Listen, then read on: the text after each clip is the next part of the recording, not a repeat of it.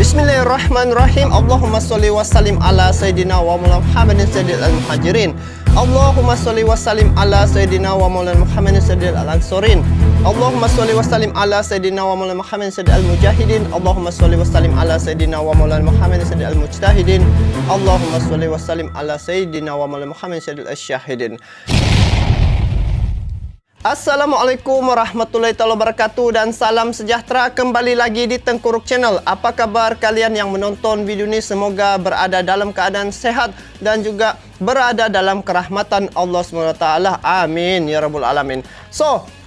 Pada kali ini saya akan react satu tajuk berkaitan dengan hubungan Indonesia dengan Rusia, guys. Dan di sini tajuk yang saya react adalah Rusia beraksi atas sikap sadis Indonesia menyakiti Rusia. Benarkah itu? Jadi ini dia punya tajuk. Jadi kalau ditengok daripada dia punya isu nih, guys, Rusia sakit hati kepada Indonesia sang adik. Adakah dia benar atau tidak? Ayo kita sama-sama semak video ini. Dan untuk makluman Anda, ini video saya tengok di channel Bagi-Bagi. Jadi kepada kalian yang menonton video ini, sama-sama kita dukung channel Bagi-Bagi dengan memberi like, komen. Dan bagi yang belum subscribe Bagi-Bagi channel, kalian bolehlah subscribe channel Bagi-Bagi ini. Jadi guys, ayo kita semak macam mana Rusia beraksi atas sikap sadis Indonesia menyakiti Rusia, guys. Betul kan nih, guys? Jadi ayo kita semak macam mana status cerita nih, guys. Jom. Si Prof kemudian begitu sedikit keras ya bersuara terkait sikap Indonesia dalam sidang PBB yang mendukung resolusi. Kita menjadi satu di antara 141. Kenapa tidak abstain? Bahkan dikaitkan dengan... Oh, ini yang baru-baru nih.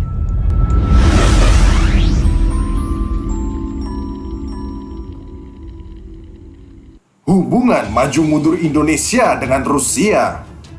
Soekarno. Indonesia adalah sahabat dekat Soviet dan pernah menerima transfer teknologi terbesarnya dalam sejarah untuk mengusir penjajah pada kala itu. Dari kapal perang, pesawat tempur hingga teknologi nuklir.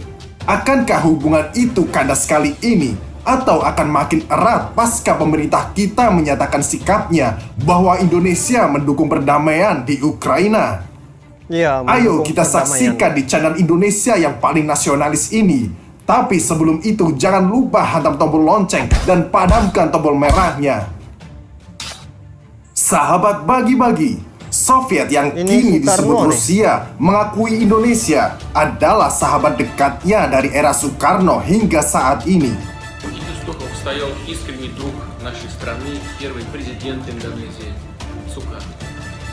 Мы вспоминали сегодня, что 60 лет назад, в 1956 году, он как раз посещал Сочи для переговоров с руководством. Bahkan dikukuhkan lagi pada era Presiden SBY, di mana pada kala itu Indonesia ingin menghukum mati kasus terpidana narkoba asal Australia.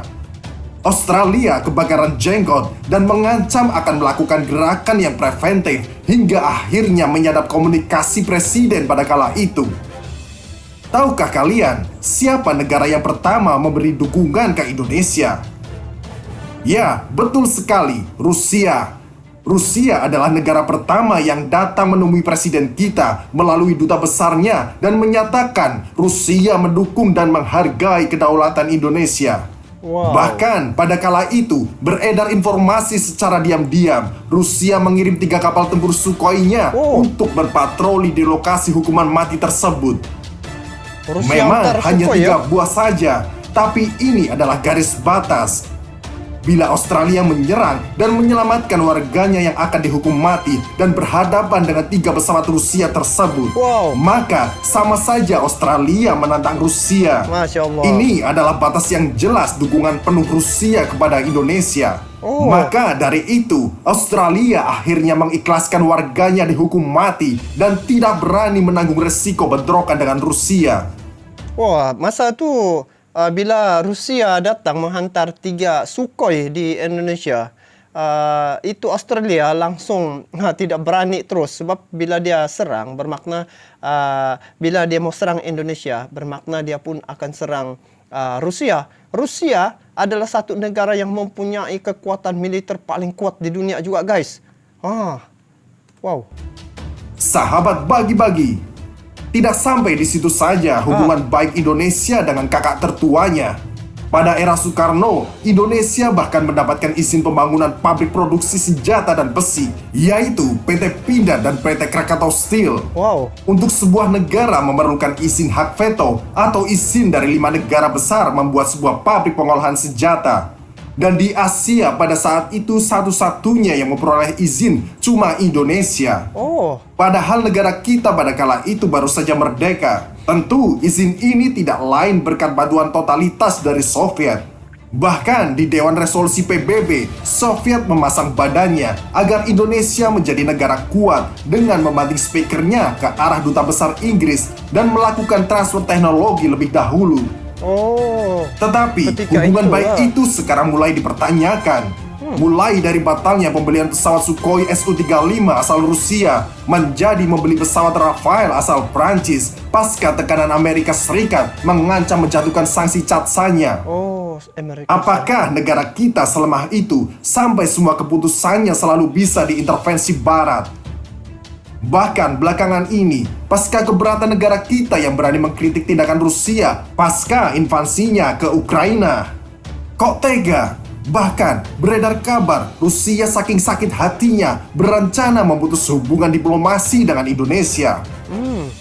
Sahabat bagi-bagi, Indonesia adalah negara non-blok dan diprakarsai oleh Insinyur Soekarno dan Perdana Menteri India Jawaharlal Nehru pada kala itu.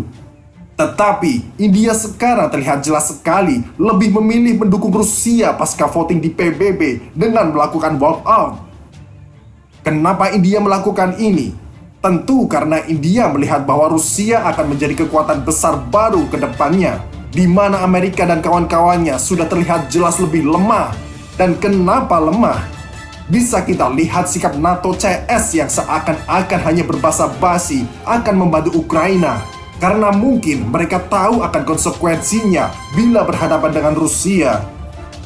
India juga semakin erat pasca transfer teknologi rudal BrahMos berteknologi nuklir asal Rusia itu pada tahun 2021 kemarin, di mana teknologi itu akan sangat mustahil India dapatkan dari Amerika Serikat dan kawan-kawannya.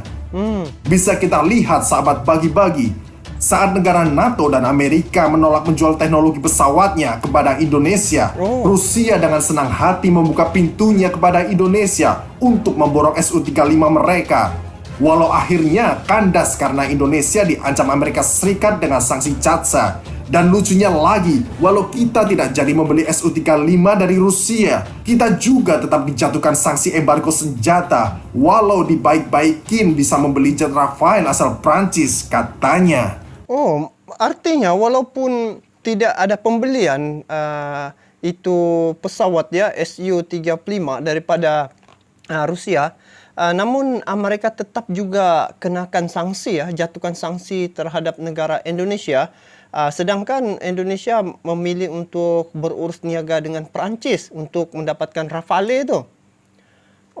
Itu sebabnya ya, kenapa itu Su-35 tidak jadi dibeli daripada Rusia, sedangkan benda ini lama sudah nih guys.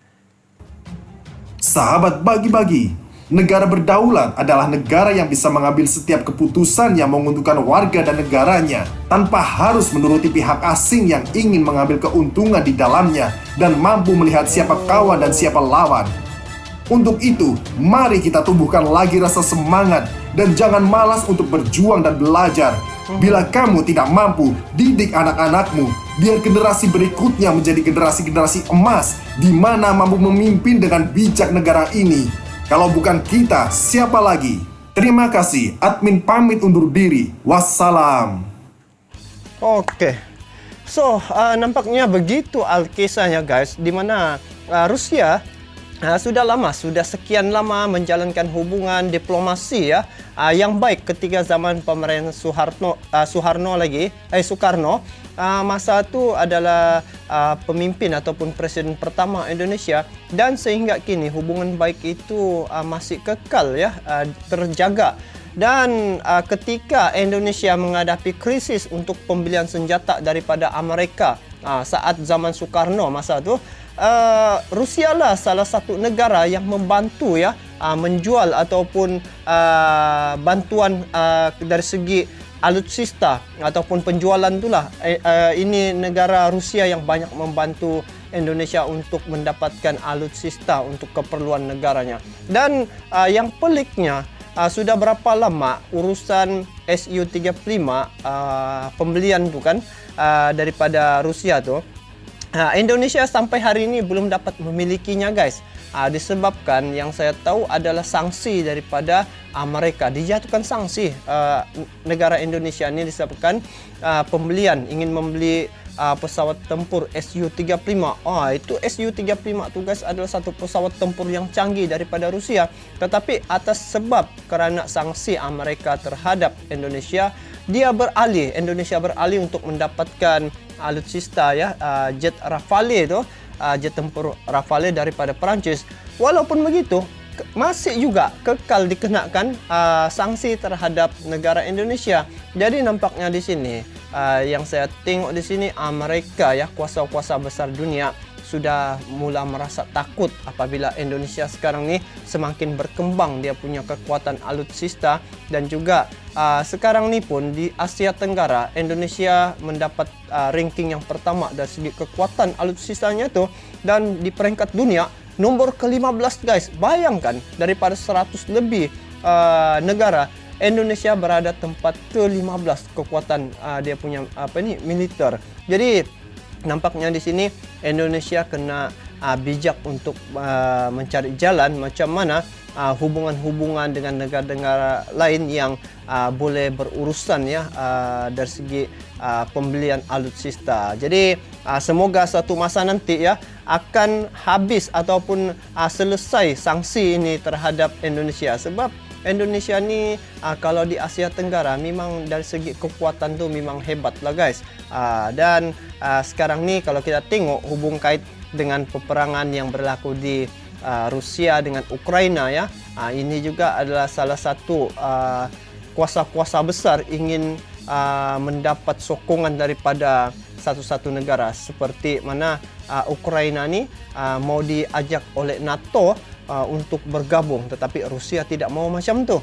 Sebab dia mau mengimbangi juga kekuatan di pihak Rusia tu guys. Jadi kalau NATO berjaya memiliki ataupun kasih serta menjadi ahli itu Ukraina, maka bertambah kuat lagi ini NATO guys. Jadi bagaimana pandangan kalian terkait dengan perkara ini guys? Kalian bolehlah komen di bawah. So itu saja untuk kali ini. Salam silaturahim, salam serumpun dan salam perpaduan daripada saya guys untuk kalian semua walau di mana juga Anda berada. Sampai jumpa lagi. Assalamualaikum warahmatullahi wabarakatuh.